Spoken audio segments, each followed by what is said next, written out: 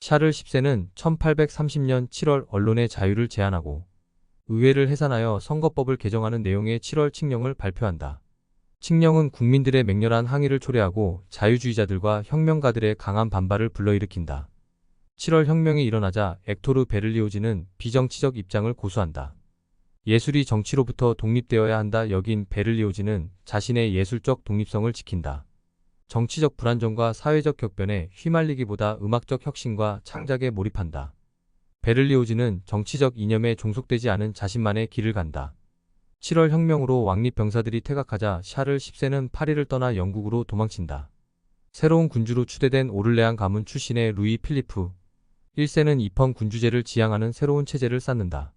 여배우 해리엇 스미슨을 짝사랑한 베를리오즈는 환상 교향곡에 연정을 담는다. 젊은 음악가의 감성적 열정이 목가적 풍경 속에서 절망적 고통으로 바뀌며 음산하게 마무리된다. 베를리오즈는 해리엇을 대신해 젊은 피아니스트 마리 모크와 사귄 후 약혼까지 한다. 파리 음악원 학생에게 주는 로마 대상을 수상하자 로마로 유학을 떠난다.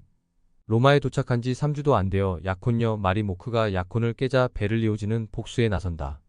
하지만 파리로 가는 도중 니스에 도착한 베를리오즈는 감정을 가라앉히고 복수를 접는다. 로마에서 보내는 시간이 지루해지자 18개월 만에 파리로 돌아온다. 환상 교향곡으로 큰 반향을 일으킨 베를리오즈는 짝사랑한 해리엇 스미슨을 다시 만나 가족의 반대 속에 결혼한다. 베를리오즈는 각종 잡지에 비평문을 기고하며 음악 비평가로 명성을 얻는다. 환상 교향곡에 감명받은 파가니니가 찾아와 비올라를 활용한 곡을 의뢰하자 1834년 두 번째 교향곡 이탈리아의 해롤드를 작곡한다. 운명의 여름 대서로 양질변환의 시기이다. 파가니니는 비올라의 비중이 낮고 독주부가 지나치게 교양적이자 연주를 거절한다. 결국 파가니니의 요구대로 비올라의 위치를 높여 초연이 성사된다. 비올라가 자신을 관찰하며 여행자의 모습을 변주해 나가자 이탈리아의 해롤드는 호의적 찬사를 받는다. 파가니니 역시 베를리오즈를 재평가하며 자신의 좁은 안목을 인정한다. 베를리오즈는 1837년 프랑스 내무장관 아드리앙 드 가스파랭으로부터 7월 혁명에서 전사한 군인들의 진홍곡을 의뢰받는다. 앵발리드 대성당의 초대형 초연은 전례를 찾아보기 힘든 악기 편성을 하지만 예술성을 인정받지 못한다. 진홍곡에 각별한 애정만 남긴 채 베를리오즈는 세익스피어의 드라마와 서정성에 빠져든다.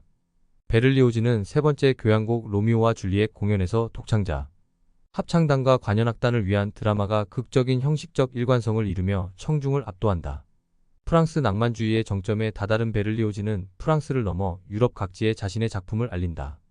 본격적으로 연주여행을 시작한 베를리오즈는 1842년 화려한 생명력을 확장시키며 운명의 가을 입추에 들어선다.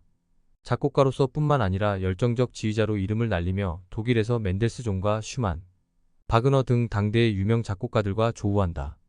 베를리오즈가 11살 연하의 여가수 마리 레치오와 연주여행을 다니자 해리엇과의 관계는 파국을 맞는다. 프랑스 7월 왕정의 거듭된 실정 속에 예술의 검열이 강화되자 베를리오즈의 해외여행은 계속된다. 루이 필리프 1세의 구구파 부르봉 왕정은 2월 혁명으로 종말을 맞는다. 제2제정의 나폴레옹 3세는 제국주의적 시대상을 따라 아프리카, 인도차이나 등지의 식민지 개척에 나선다. 베를리오즈는 러시아 연주여행의 성공에 이어 오스트리아와 헝가리, 보헤미아 등을 거쳐 영국 런던에서도 큰 환대를 받는다. 해리엣 스미슨이 사망하자 베를리오즈는 장례를 치른 후 1854년 마리 레치오와 정식으로 재혼한다.